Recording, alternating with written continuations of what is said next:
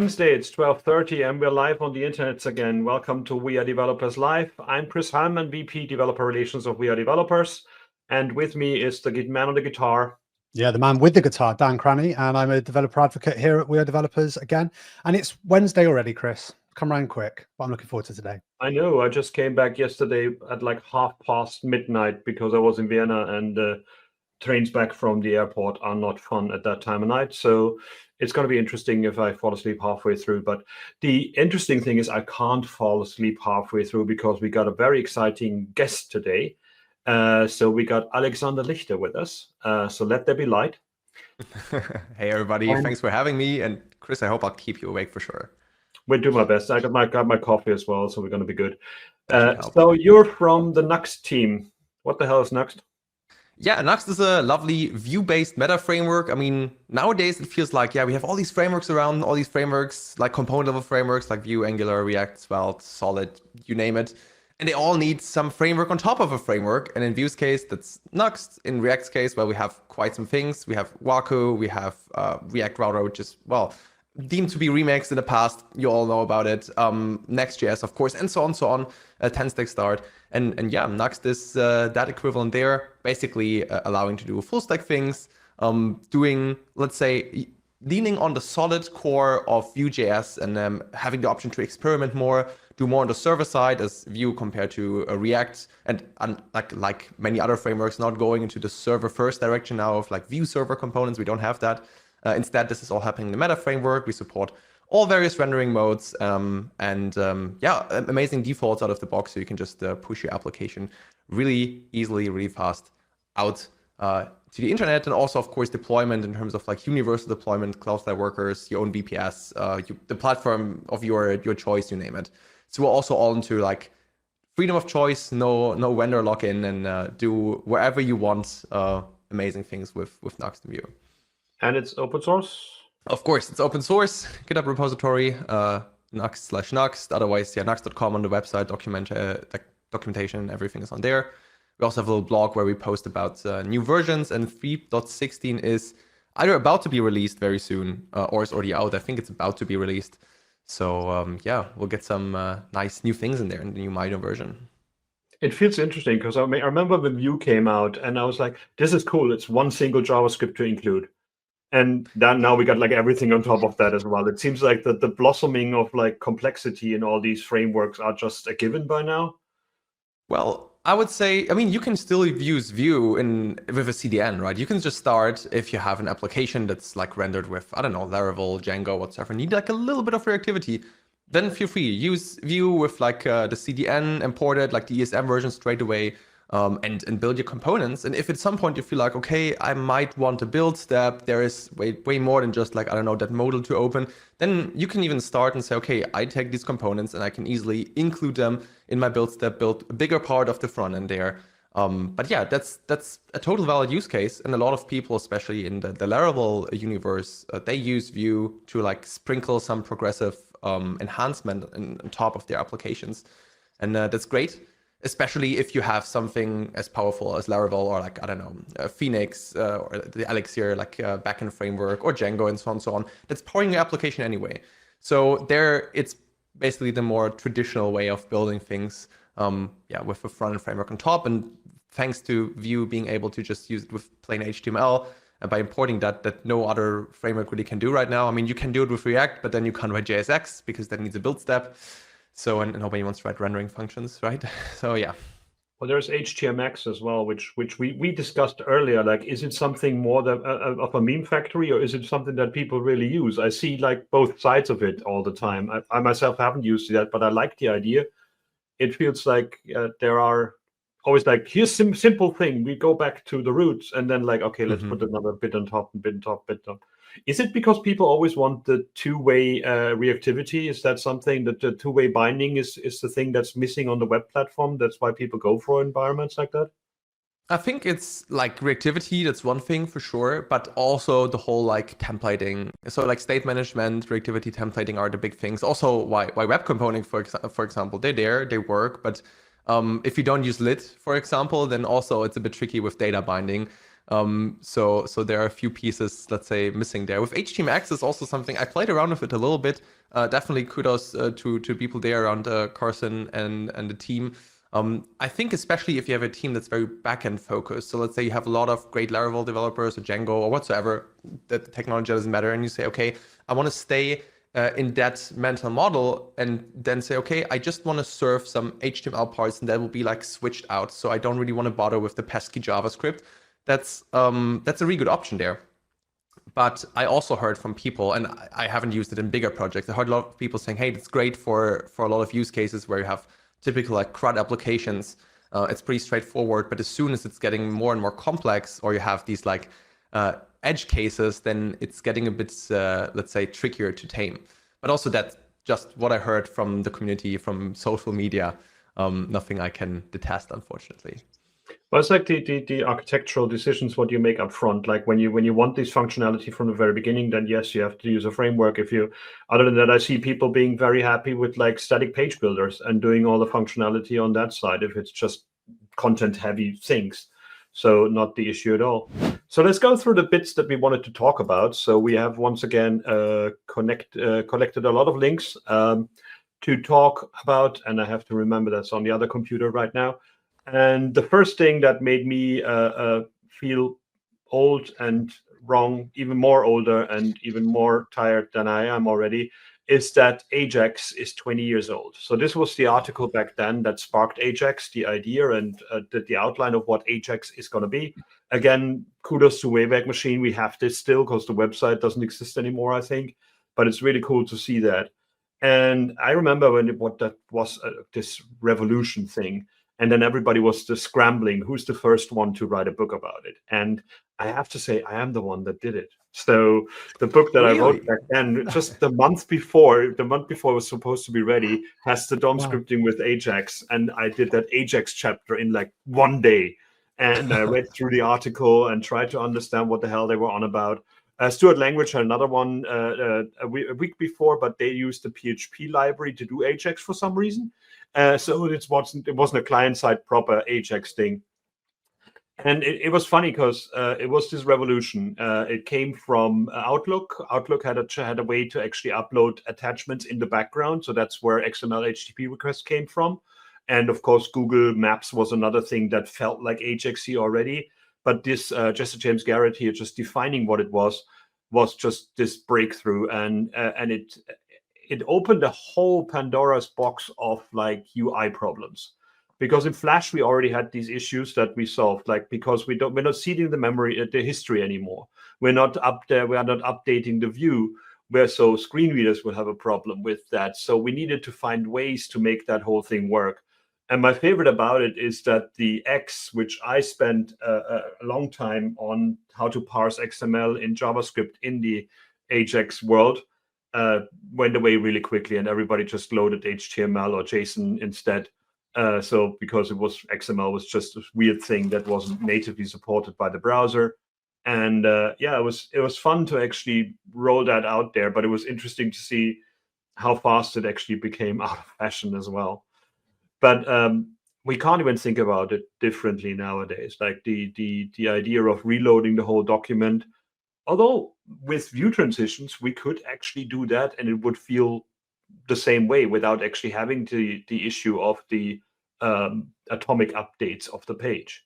So you came into the market later, I think. So was AJAX already a thing when you came, or did you just learn about that when it was around as well? When I started doing web development, and I mean, so disclaimer, of course, I'm older than AJAX, but I'm younger than JavaScript, so there we have a little time span. It was there. I was pleasantly surprised when I learned about that. I originally came from like Java and PHP background, and then I was like, oh wow, you can like refresh parts of the page and load new data without bothering and like without reloading the whole page. That's amazing.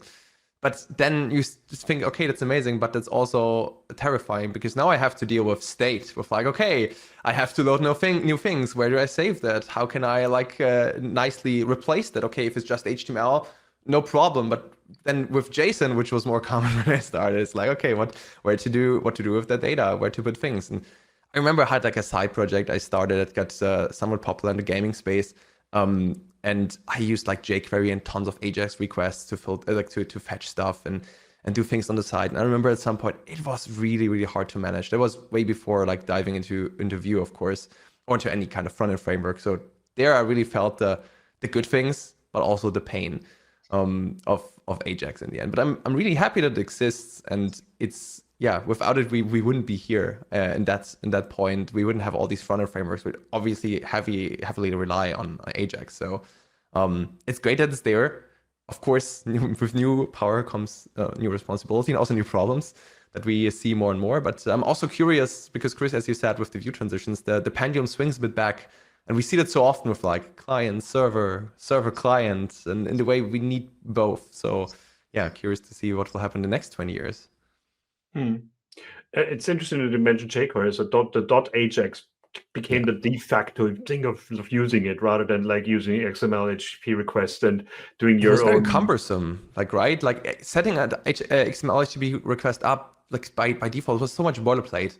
And I did it once just for like the sake of learning it, and it was like, oh, this is how you do it. I'm happy I don't have to.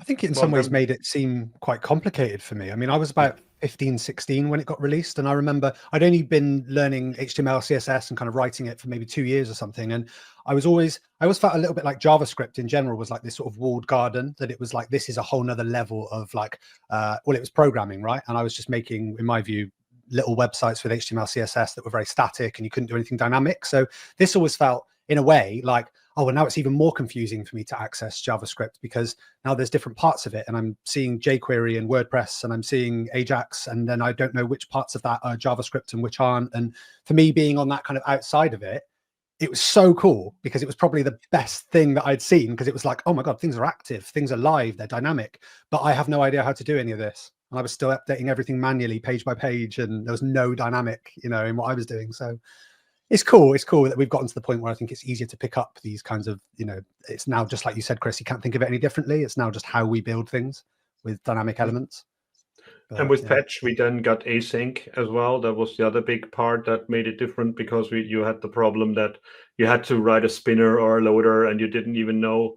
And it's interesting when you go back to like just the what is in JavaScript, like images have had an onload attribute for a long time. Yeah, and also there's an media the media API, like the video API has a loading, has a ready, has a meta content ready. So there's all kind of like methods, all kind of like custom events that are being fired.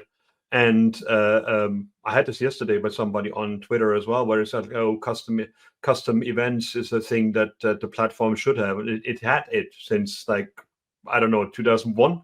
It's a custom events in DOM 1, DOM 2. In DOM 2 was for the first time we had them, and we can do so many cool things with that, like to detach that one. But you're right. I guess it was the groundwork for what we do nowadays. Was the AJAX kind of revolution, and yeah, it's a lot of bad UX as well. Like a lot of buttons that actually didn't do anything, and I click them again and again and again and wonder what's going on. It's always the thing, isn't it? When something goes wrong and you're a non-technical person, you click 15 times, and then when the computer catches up, it does it 15 times.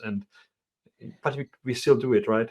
I mean, there are, of course, mechanisms to build against, but it's not like everybody, also like, I don't know, the average developer is focusing on shipping a feature, I guess, and not like, okay, what if there's a slow internet connection and I push 15 times? I mean, of course, there's things like debounds, or just like, hey, this is already in progress, let's not do it again. But yeah, it's tough.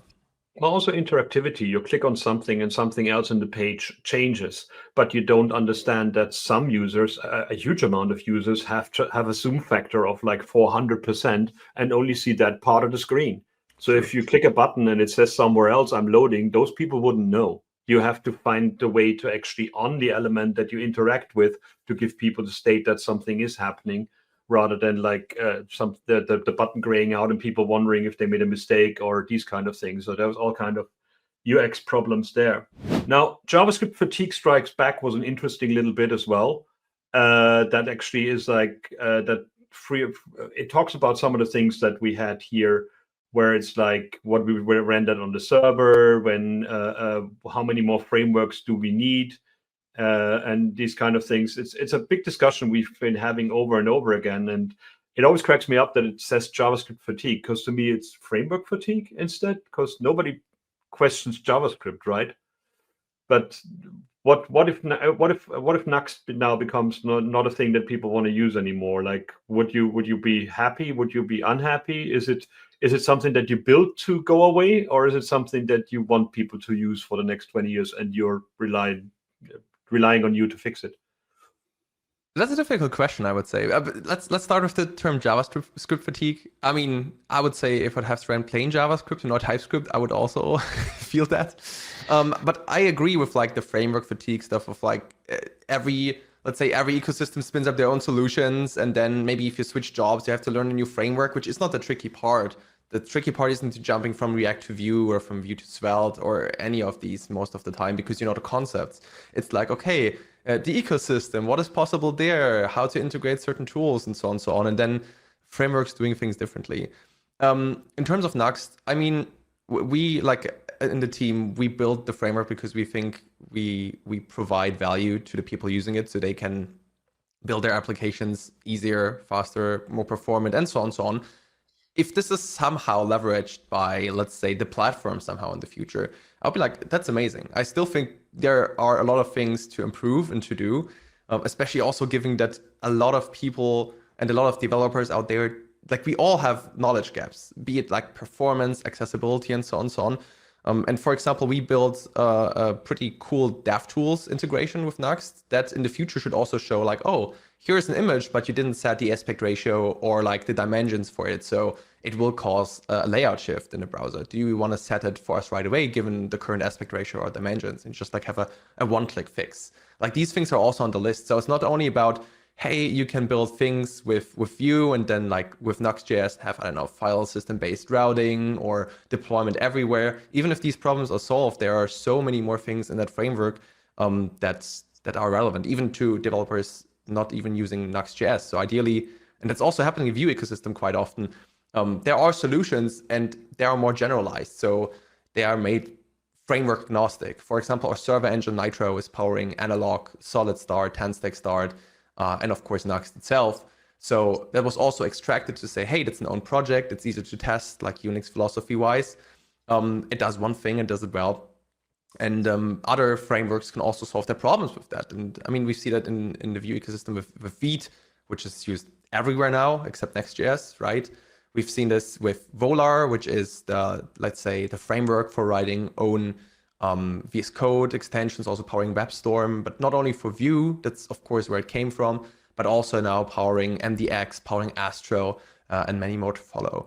So in a way, I would be happy if we would have to maintain less code because things are just magically solved. But I think that might also take a while. And I think more the generalization step could be really interesting. You got me thinking there, Alex, just something you were saying about, you know, we've talked a lot, as Chris has said, we've talked a lot about this kind of push and pull between, you know, the platform and then the frameworks. And in some ways, I've always thought that, you know, I'm quite framework, you know, friendly, if you like, and that I'm not maybe so kind of tied to the idea of everything being on the platform, you know, and I'm not maybe not that invested in that debate, right? Until I wrote an article, and it's on the WeAreDevelopers magazine yesterday about the popover API, and it's something that, you know, when you actually look at the amount of code you have to write in React, you know, usually a combination, let's say, of like a toggle of the state mixed with some use effect and some, could be divs, but, you know, might be modal dialogues, whatever it is you want to use. And it's usually a kind of a bolted together, fairly standard practice, but everyone does it slightly differently. You know, there's not this kind of definite way that everyone works.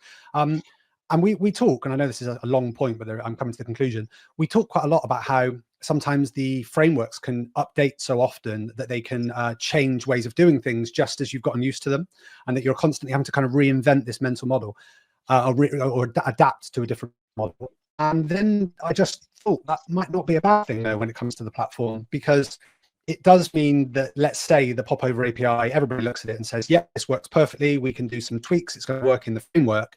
Then we don't need the use state, use effect approach. And so having that kind of quick cycle of here's a new feature, let's throw the old ones in the bin, might not be a bad thing, because you can go back to those baseline platform things when they're supported. And it's like we're doing the workarounds in the meantime. Do you see what I mean? I think it's almost like looking at that fast cycle as not really a bad thing anymore. I absolutely do see that. I think because the problem is the platform is always slower than any kind of like framework. And even, for example, let's say signals, right? We have a proposal for them to be added to the standard. That will take like probably years to eventually emerge and be like in the standard, because there are so many stakeholders, so many people with opinions, and obviously you also can't break the web. So changes can't be breaking afterwards. So you have to nail it every single time. In that sense, it's really good that frameworks pioneer things, and also like same with UI libraries, also like the Tailwind people, for example, and same with TypeScript as well. So having a way to say, okay, yeah, there's a standard, but let's build something, and more people use it. You already get some opinions, so that at some point there might be a standard emerging from that, like we see with the Popover API, for example, because as you said, we all need modals somewhere at least. It would be nice to have a unified way of doing it. And same with a lot of elements that are not there by default, and people have to build or use the favorite UI library or web components, or build in their own. So in a way, it is part of it. The tricky part is, I think, to reduce the user churn. So like not say every 2 years, hey, here's a new way of writing all the things, and then people are like, okay, another time, here we go again. But I feel at least this got a bit less in the last couple of years, where you don't see frameworks popping up left and right, but more like people refining frameworks, maybe like meta frameworks like Solid Start emerging. Of course, major versions of frameworks coming out, but after people really agreed on signals, like there was nothing new in terms of, oh, there is a new crazy reactivity system. This is as good as we got. Of course, there are libraries like AN signals from Johnson, who's also the Volno maintainer, to show, hey, this is even possible faster. So like the internals might change, but you still use signals after all. The mental model stays the same.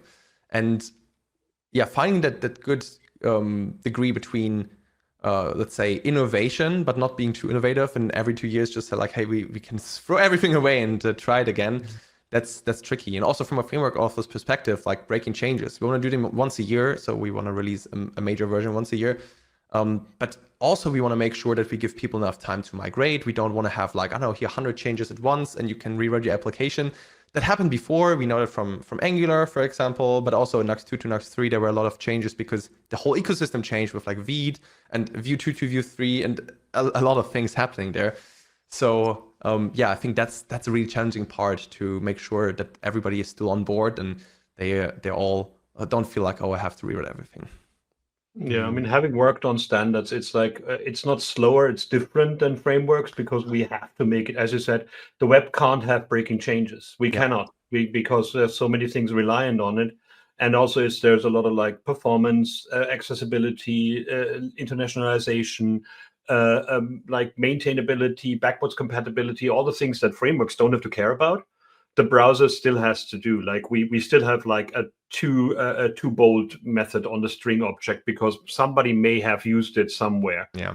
And at least frameworks these days don't actually override the prototype anymore. So that was the biggest problem with some of the AJAX libraries, that we couldn't rename things in ES5 because some library that 10 people on the planet used on some very, very important websites already had that thing because they changed the prototype.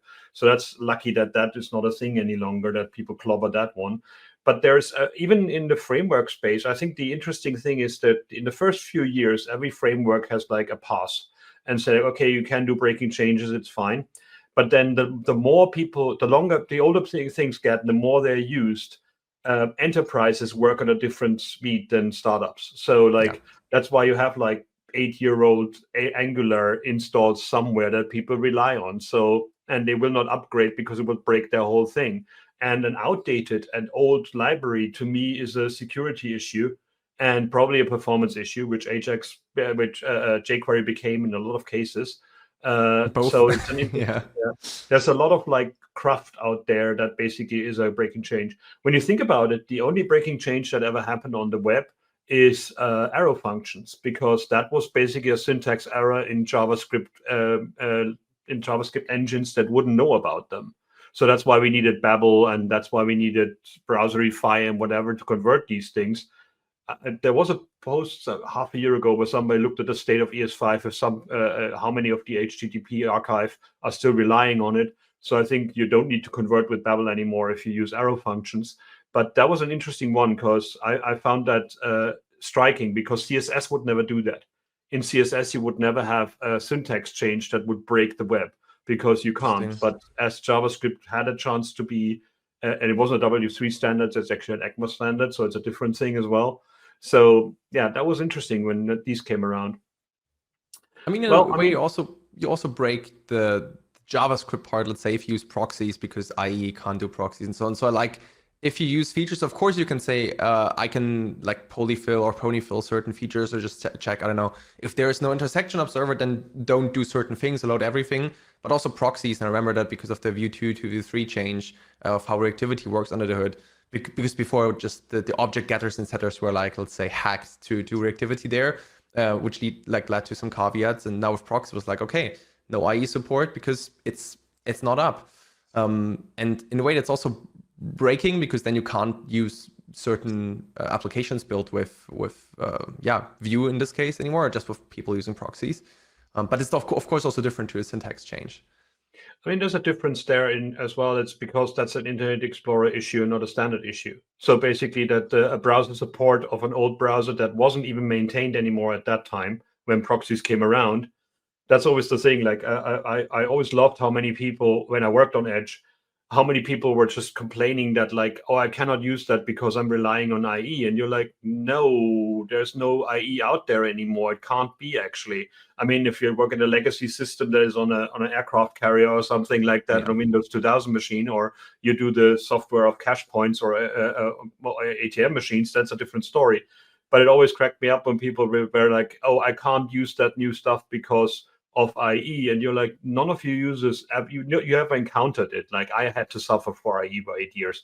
I know what I'm talking about. But it's just fascinating how people saw that as an opportunity to say like, well, I can't use JavaScript. I have to use whatever framework instead because it can't do it.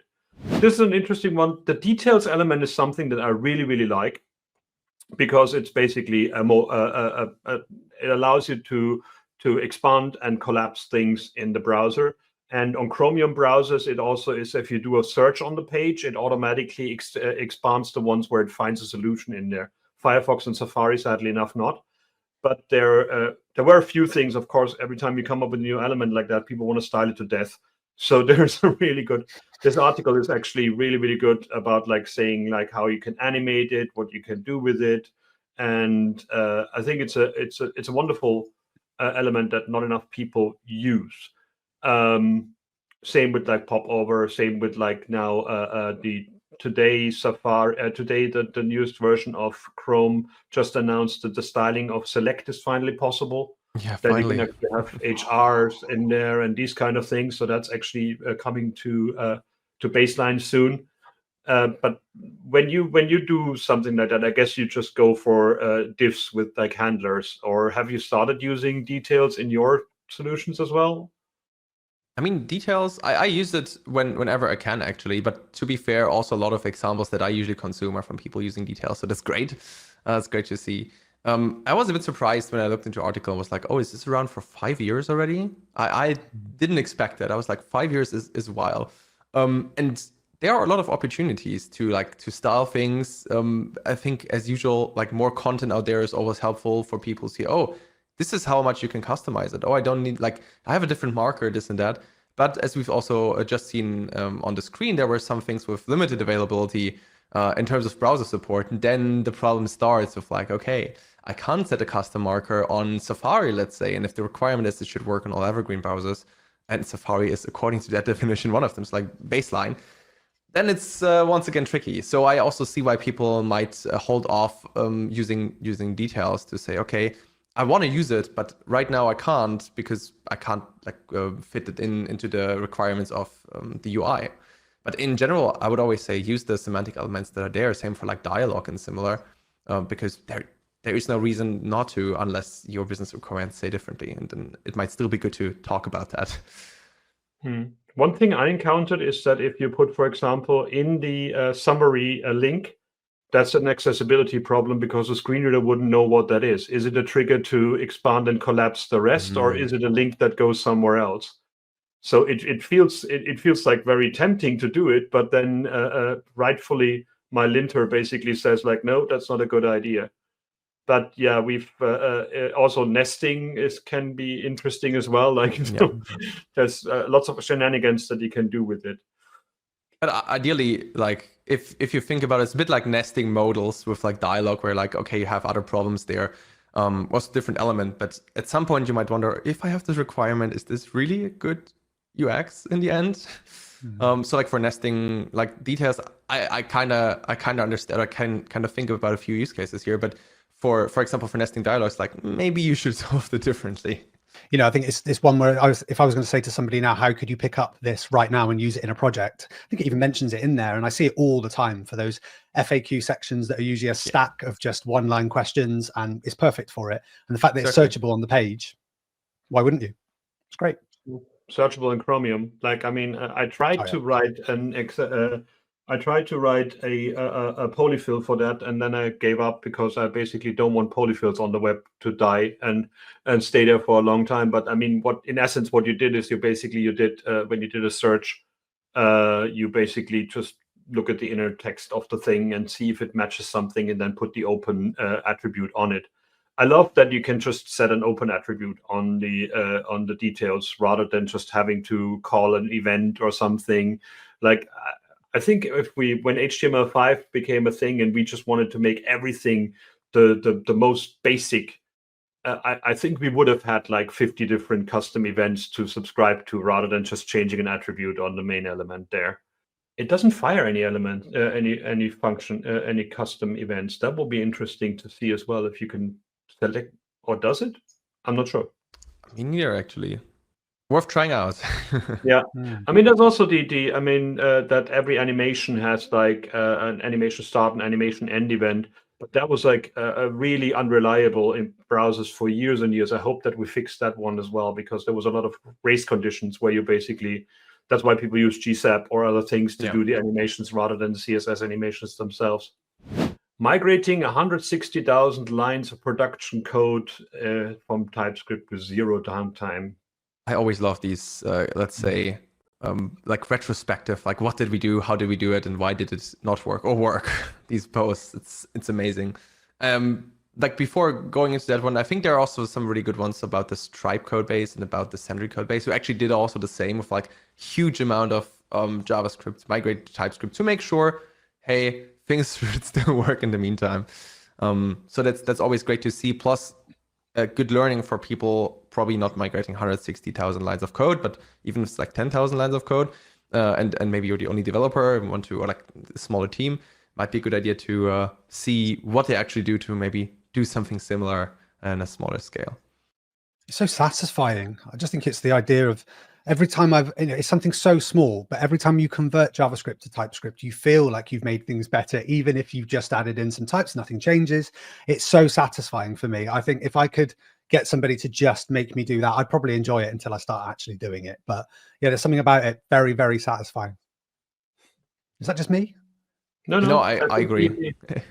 The happiest engineers I've ever seen was the Edge engineers when I worked there, and we were able to take things out that were on Internet Explorer only, and we actually didn't need them any longer, you know, like the XML parsers and these kind of things, and deleting lines of code that you had to maintain and that kept bugs being reported is a really, really good thing. I mean, 160,000 lines sounds like a lot, but I've seen worse, a lot worse.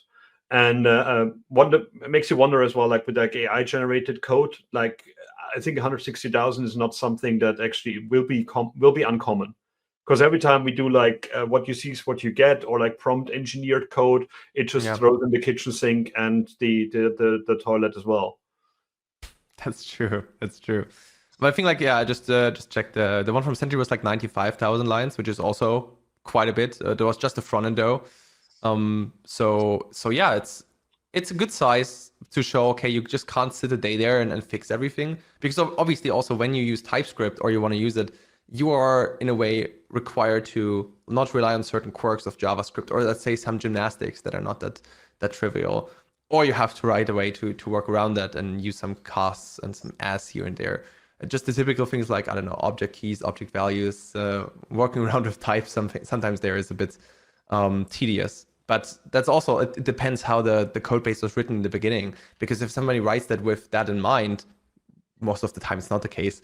But then it's of course a bit easier. But it's like, okay, what am I doing here? How to actually represent that in typeland? So there must be some interesting changes to the code base there as well. What is TypeScript? An overview for TypeScript programmers by Dr. Axel Rauschmeier. He's always the guy who gives you all the details that you never knew existed. Sure. Scarily clever guy. Scary photo. I told him for years a better one would be. But yeah, that's a good thing if you want to get started with TypeScript as a JavaScript programmer. That's a really good little detail thing, because I think it can look daunting. Like, I mean, I didn't come from Java, and as a JavaScript developer, I was always made fun of Java people with like, getter setters for everything. I don't need that. But now you actually, it feels like with TypeScript, it looks more Java-y than JavaScript-y. But this is a good starting point to not get overwhelmed and not worry about a lot of things out there. I once heard a quote, I can't remember who, so if someone listening there, like, oh yeah, that person was it, then feel free to attribute it, but the best TypeScript code looks like JavaScript. And like, ideally, in a lot of cases, you don't need to add types to everything. I also see that in a lot of code bases when I do like consultancy, then like, oh yeah, they type everything, even though it can be inferred easily. And I'm talking about like strict, like return types that are implicit or explicit. I'm really talking about, let's say, I don't know, generic types that can be easily inferred for a ref in Vue, for example. Just say like, okay, or like a use state in React or whatever. Like, okay, it's obvious if you put a number in there, it's all good, or a string. You don't have to cast that somehow or say that's the generic with a string in there. So sometimes less is more. Well, I mean, sometimes you also get them generated automatically by your environment, right? So that's the other thing. Like, so I mean, like Copilot offers that right now. I mean, I love that now Node supports TypeScript, so you don't even need to set up any environment any longer to actually play with it. So that's really powerful. There's also a few like JS bins out there for TypeScript if you just don't want to use Node. It becomes more and more of a thing. I remember when I met the people in Microsoft when they came up with TypeScript, and I loved that it was JavaScript from the beginning, that it wasn't another language, that was basically using JavaScript to enhance JavaScript. It wasn't CoffeeScript, it wasn't Flow, a native client, it wasn't whatever else was out there, a Closure. Like there are lots of these things, but TypeScript was just like, we're adding types to JavaScript. Okay, that sounds like a good thing. And the next thing they came up with was Blazor, and you're like, wait, you want to use like .NET as binary code in the browser using what? But yeah, that's where we are right now. Like WASM code converting C++ and C into JavaScript is a thing that's happening now as well. But TypeScript makes sense to actually get your head around. I think it's not something that will go away anytime soon. Although, I mean, I remember when DHH was the whole thing about like when he said like, I'm going back to Ruby, I can't be bothered with TypeScript because I don't want to convert my JavaScript before I see it. Is this something? I don't know. I mean, DHH also said no builds, and that also means no performance. But I don't know. I think especially like TypeScript will just make you suffer less. It might make you suffer a bit more initially if you have no idea of TypeScript. And I remember I was not a big fan of TypeScript in the beginning, but that was mainly because in the times where I started looking into that Vue's TypeScript integration was not that good, and I was mainly using Vue. So that was like, oh, I have to use class components, and I was not a big fan of that either. But nowadays, where I think every framework out there has every like modern framework has a decent TypeScript support or like first class support. The same with Vue in the composition API, which is a bit similar to React hooks for everybody not knowing. Like you don't need any annotations. You can just write it and it will be fine, of course, for primitive values, right? So you don't have to worry if you write like Vue with JavaScript or TypeScript. Avenue was even saying in the podcast I recorded with him, like, hey, maybe in the future, TypeScript on by default with very, very lax settings. So not super strict and allow some implicit endings here and there. So you can actually get the benefit even more of TypeScript while just writing JavaScript. So I'm curious how that will look in the future, possibly. I think for the first time, I'm like, yeah, we could put it in the browser. Because I mean, people ask me putting jQuery in the browser. Then people ask me to put like MooTools in the browser. Then people ask me to put Clojure in the browser. Why doesn't the browser do Pinnacle natively? Because none of those are W3C standards. But like TypeScript is JavaScript with types, so it's a standard. It's not a W3C standard, but yeah, it would be interesting to see if there's a benefit to it to do it, or if we need another input type on the script element to actually make sure that it doesn't execute it in environments where it doesn't work, much like we did with modules before we actually supported them. So yeah, because I remember the hoo-ha when it was like modules should be .mjs rather than .js, and that was a huge discussion. What happened to that one?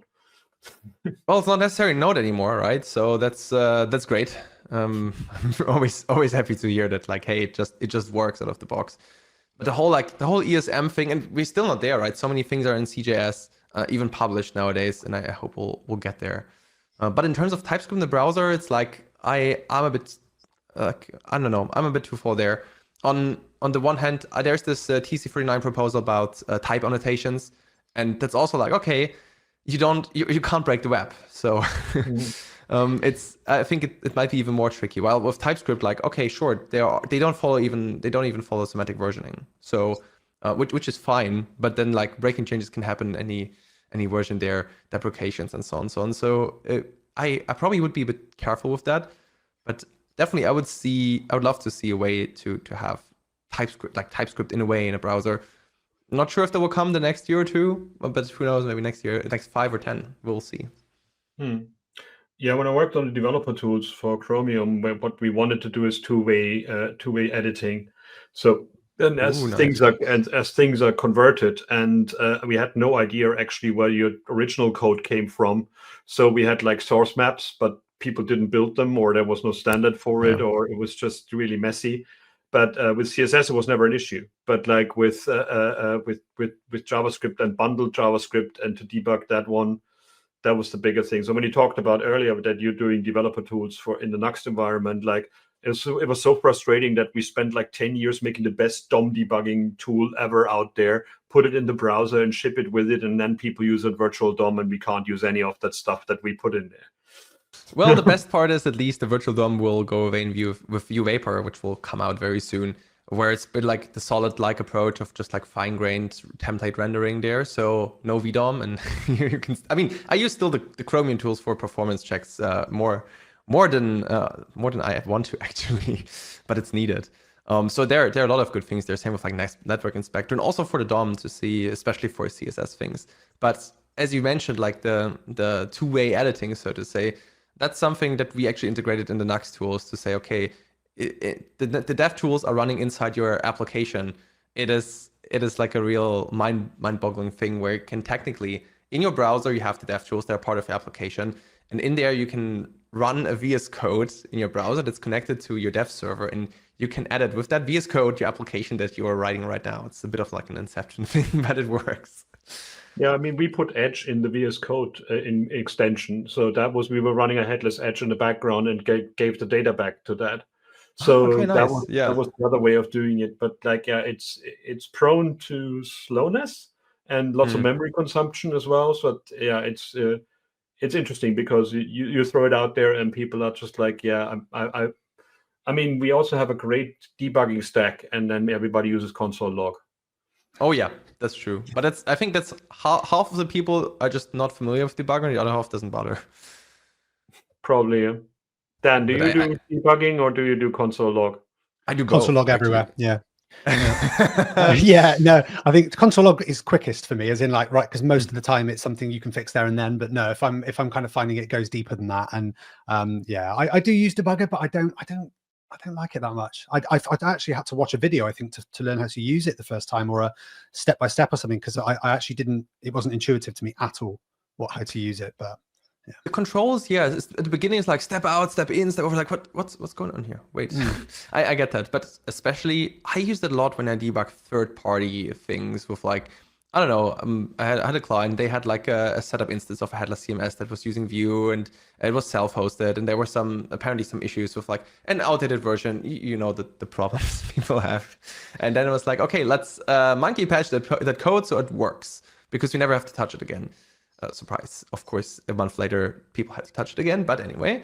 And that was also like, okay, let's step through the debugger. Source maps were there, luckily, so that was helpful. And then just see what the code does, because the source code, it was only minified there and with source maps. So, yeah, but eventually it was possible. And it's really helpful to see, same like just for reverse engineering other sites. Like, okay, where is that event triggered? What's happening next? That's really good.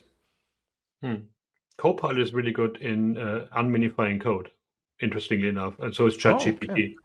So I have to try it out. I didn't know that. That makes sense. Because when I do security checks, it's always like minified code, and there's where's the naughty bits in there. The other day I saw a site that was a video playing site, and when you open DevTools to actually just save the video, which you normally would in the network tab, rather than having to click all the like, please like this and subscribe and whatever. What they did is on an onload handler, they called a debugger statement. So basically, it ran into the debugging of the stack that Dan, you talked about. What the hell is that?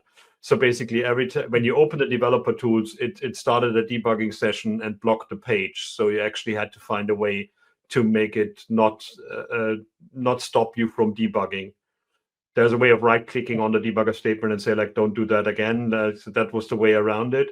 But it was interesting to see that people do breaking scripts for developer tools because they don't want you to analyze what they're doing on the page. It's the advanced version of no right click. There is no context menu. Like, I don't know, disallow F12 or Control-Shift-I and whatever there. Yeah. There's 6 different ways to open the developer tools. Like, have you thought of all of them if you want to block them? Like, right click. Even then, probably there are still ways of like, I don't know, just curl the page, get the JavaScripts, run it in, I don't know. So yeah, or use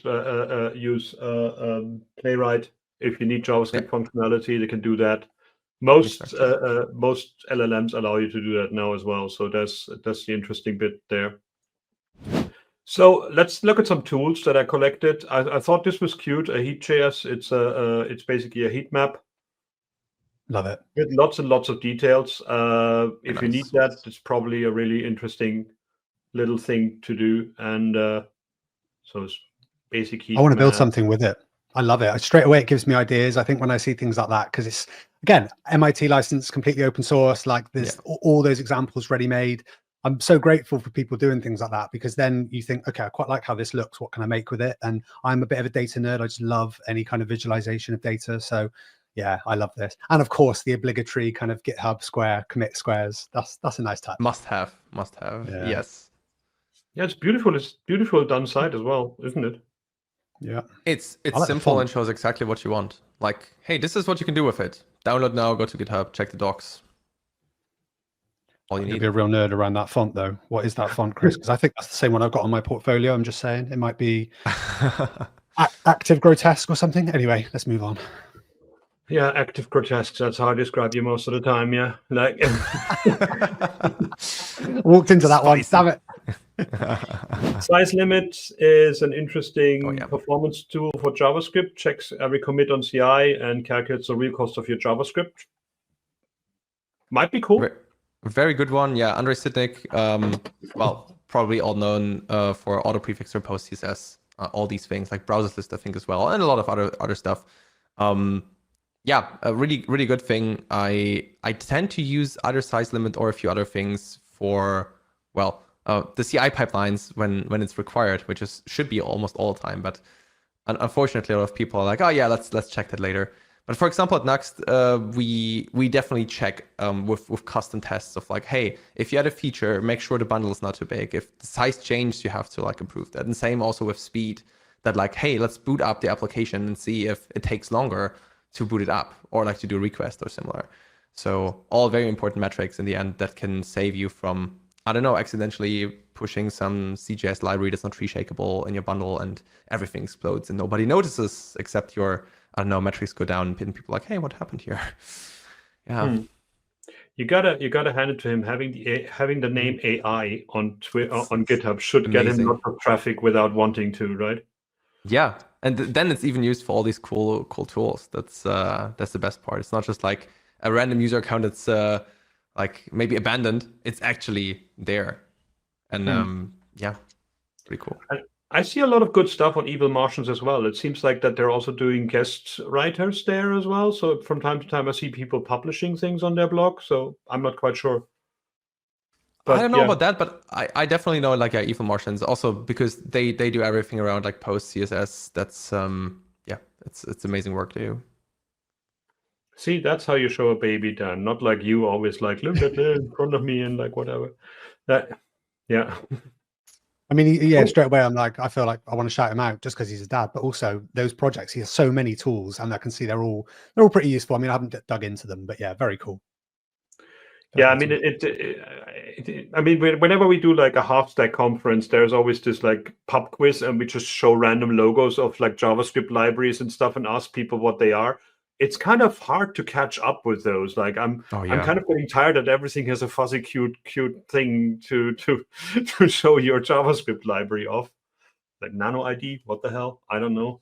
But yeah, Nano ID is really nice to just generate very small IDs. I knew about that and used it a couple of times, but I wouldn't have guessed the logo if the Nano ID wouldn't be beneath the barcode. That's the tricky part. And I think that's something from Harry Potter, right? Post CSS. That's like the three hollows. It looks a bit like that, right? It has some vibes. That's true. That's pretty cool. Like if you do a library like Post CSS and you will see it as a tattoo on goth people, that'd be great. I mean, that's truly tattoo worthy. I think there are a few logos like, okay, that would fit pretty well. Not planning though, but just saying. I think my favorite ever was the Squirrel Monkey Extreme, which was the JavaScript engine of the first Safari, and that was like an unofficial logo that somebody painted, and then really, really went away quickly because Apple is very strict about their logos. Ah, I see. And in Mozilla, we had always these monkeys. We had like Jaeger monkey, we had like spider monkey, and all these things. I've got a T-shirt here with a Jaeger monkey shirt, and that's basically designed by a metal cover artist, like for metal records. And that is basically just totally random, and people wouldn't know what it is. And it was just like nerdy JavaScript T-shirt, and I could go to a Napalm Death concert with it, and nobody would care. Love it. It has a bit of that, like, I think Adam Weatherland also did it once for a few projects. He's the creator of Tailwind, right? Like for a few things. He's also like a metalhead and put some logos on there with, I don't know, was it maybe even with Tailwind directly? I can't remember. It was so fun. So small models, build machine learning models using natural language and minimal code. It's a niche, I think, but it's kind of cool to actually be able to just say like, okay, I don't want to inject the whole LLM, but I need something for myself. And it seems an interesting thing that you can create a model with just natural language nowadays, taking the magic out of it to a degree. Okay, I feel like exploring all these things, it's super interesting, especially because if we consider we don't need, I know, all these like 8 billion or 3 billion ways whatsoever. Like if you have a specific use case, why not going for that and refine it in that sense? Plus, it really seems like beginner friendly. I think that's also one of the things in there. Everybody wants to like get started and like, I don't know, I am happily not having a PhD in like, I don't know, have to explain gradient descent or whatever. So like just getting started is so powerful. It's like, hey, first results, and then getting more curious and diving into that. So that's, I think, very well done here. And kudos to the name, small models. Yeah, small models. It's lovely. That they shorten it to SM model is a bit weird, but like that's another image into my head now. So I don't know. Tiny static map. I'm really excited about that one. There has been I remember Google Maps had an API that gave you like an image as well at one time. And it was not an official API, and I blogged about it, I think, in 2007. And then somebody from Google emailed me I shouldn't do that because it's an internal API, but then they had to publish it. So that was really cool. And it's great that, like, I guess this one under the hood uses OpenStreetMap, I guess, as well. Yeah. And that's just great that we have, like, this opportunity, because let's not forget that a normal map include is tons of JavaScript being loaded and executed and delaying. So if you just want to show a picture of a small map, this is a really nice little thing. It's interesting that they didn't make it a component. Like, I mean, it's such a small function. You can probably just like copy paste it even. So I would say that's the best part. I mean, of course, here it straight away changes the DOM element.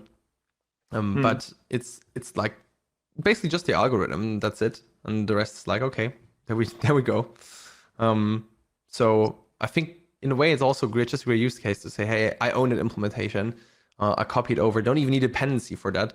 So I personally, at least for something small and isolated like that, would definitely go for just copying over instead of using a component from a package itself. Yeah. Wow, look at that. Lat long to pixel, X and Y. Here's something for Code 100 to let people write live on stage. When I worked on Yahoo Maps, that was the bane of my existence. Like distance on the planet from one point to another. Ooh. If it's below a few meters, fine. If it's above like 50 kilometers, because the Earth is round, people may have heard about this, and it's not even round. It's like an X-shapey thing that is also like 28 degrees turn. It's not fun. But yeah, that's where you realize like math is actually something that you need from time to time. Yeah, I think everything that's related to distances, or also like the whole what we talked before, like animations. There's also like so much math involved if you like want to do some more complex things, and you're like, oh wait, what's the sin here? I haven't heard of that in a while. Oh yeah, a sine wave. Oh, that was something. It's always fascinating. That's yeah, especially if you do something like that every day, then that's what you have to be good at. And in the what sector, Command and Conquer Red Alert is now open source. Yes. A lot of people do this. It feels like, I mean, I always talked about this farm sourcing concept. Like instead of open sourcing, you basically say like, oh, it's gonna work, it's gonna live on a farm with other source code, and it's gonna be happy, and somebody will tend to it. Like people just throw out that code and make it like open source. But this is kind of cool because I mean, I saw people always wondering if they can convert it to Linux now because it never ran on that one because it needs DirectX. I can't even know if you can get DirectX 5 any longer. But somebody will have probably done a WebAssembly version of it already. Or there's actually on Steam Store, you can actually use it. Okay. Interesting. Yeah. I mean, okay, Steam Play is pretty good nowadays. Or like the whole like Vine and Proton thingy it's pretty amazing. I mean, Linux is also running with Steam Deck, so that's doing well with the whole like emulation, so to say. One bit painting I found is something that I love because I'm a pixel artist on like several old computers, and basically it says like every day you have like a prompt that you should paint something, and then it becomes a gallery, and people can just have like their paint and show it off to other people. I think that's really cute, like a little thing to do every day in case you're bored. Yeah, also like just see what other people did in the bottom. It's so nice to like see how creative people got. From like we see all different kinds of bags. So really cool, that's really cool. I really like it just for the sake of like creativity of people. And like from super like simple things to like more detailed drawings with just like one bit. I mean the one on the right, for example, is pretty amazing. Yeah. I like the smiley one as well. That's like the most obvious thing to do. Exactly. Like, yeah, that one is also quite fun. Like, okay, I made a square and a handle on it. That's a bag. Fine. That's probably how I do it. Yeah, just like a suitcase, but making more look like a bag. And skyscraper, I sent that around the office yesterday. That's actually I might get Matt Round in next for this show because he's a very, very funny guy. And it's just so much fun where basically the physics are all over the place. Like, I mean, you just have to build this and start building things there. I played it a little bit yesterday. It's so much fun. It is. And I mean okay, yeah, the physics are a bit dodgy, but still, it's like it's really well done the way he's thought about angles and then something sliding off, and yeah, I love that as well. The way you keep kind of building up. It's really hard though. It's really hard. It is difficult, yeah. But I think also like somewhat janky physics, like okay, objects pushing things away. That's part of the game as well. That must be in there. Yeah, I mean it is basically pig physics. He used the physics engine, but he messed it up a bit because the weight is not part of it. So everything seems to be like the same weight. So you put like a traffic cone on top of a box like that, and it pushes it to the side. And you're like, that shouldn't be a thing, but this is just to mess with us. And I mean, it's so much fun, and just sending it around. I like the sharing bit as well. Like And again, he's not making millions with that. He doesn't care about actually making money with it. It's just like, here's something to waste your time with. And it's amazing that back in the days with Flash, this was basically what you would use Flash for. But now we have enough JavaScript game engines to build this thing really quickly as well if you wanted to. So if you want to waste some time, skyscraper is actually pretty good. And we're at the end of the hour, and we're at the end of our link. So this was cool. Like, I mean, I guess we nerded out a bit in between. Exactly. But that was to be expected. So about our event, are you coming in July to Congress in Berlin? Well, that depends a bit on the mighty CFP gods, I guess. I submitted, and the rest is in the hands of other people. I wonder who that might be. Yeah. So let's take a look. Like, but yeah, let's take a peek and see what we can do. But it would be great to see you, of course, and it's not far from Amsterdam. So thanks for that. And what's one message for the people out there that you want people to do? What I want people to do, it's something I repeat every now and then. I would say, folks, create more content. Because there are a lot of things, like people write code, people have so many learnings, and usually it's either kept with them, within their team, within their company, like getting better and better. But why not share it? Like, not necessarily, here's our company code, go for it. Not necessarily, if you can, amazing. Open source is always nice. But even like, I don't know, here's a specific problem I tried to solve. There were not really solutions out there, or they didn't work. Here's how I did it. A simple blog post on dev.to, or like your own blog ideally, and you're out. I think that's so powerful. Plus, it can really help you in the future, like Googling your own solution because you forgot that you solved it before, or other people then reaching out like, hey, it seems like you're really good at that. Maybe landing a job, an opportunity, or just helping other people. So folks, create more content. And as a company, when we said earlier with the 150,000 lines of JavaScript, this is powerful. Just write up what we've done in your company with certain technologies. That actually gets people to come and look at you and maybe start working with you or for you. So it's never a waste. I'm about to write about this. I don't like the term content creator. Yeah, it's like difficult. It's more like an educator. When Facebook made me a content creator, it feels so generic. You know, like sometimes I'm a painter, sometimes I'm a writer, sometimes I'm a coder, sometimes I'm a composer. I'm not a content creator. Content creator just feels like put some shit together so we have something to show. It feels like nothing to be proud of, or something that is like ephemeral, like just for the next 50 seconds or something. But like just for the sake of doing content in the end. But you don't do it for the sake of creating content. You create it to like help, to entertain. There are so many reasons to do it. Yeah, I agree. Cool. Dan, what's your favorite end of the message of this one? It's going to be a bit similar to last time, but slightly different. Don't take it all too seriously. Never stop learning. You don't know everything, so learn something new today, and take Alex's advice of share what you learn and build things, throw things out there, whether you're making money, whether you're not, put it out there. Other people can learn a lot. There you go. That's not too bad. Not too bad, yeah. And I just say, like, don't do snow angels in the dog park. At least not in the dark, right? That's dangerous.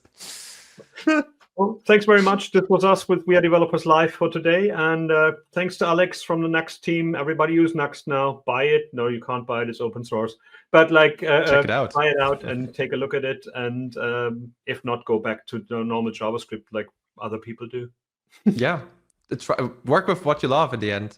Thanks for having me. I'm glad that you got me on here. It was a lot of fun, and hope to see you all very soon again. See you soon. Bye-bye.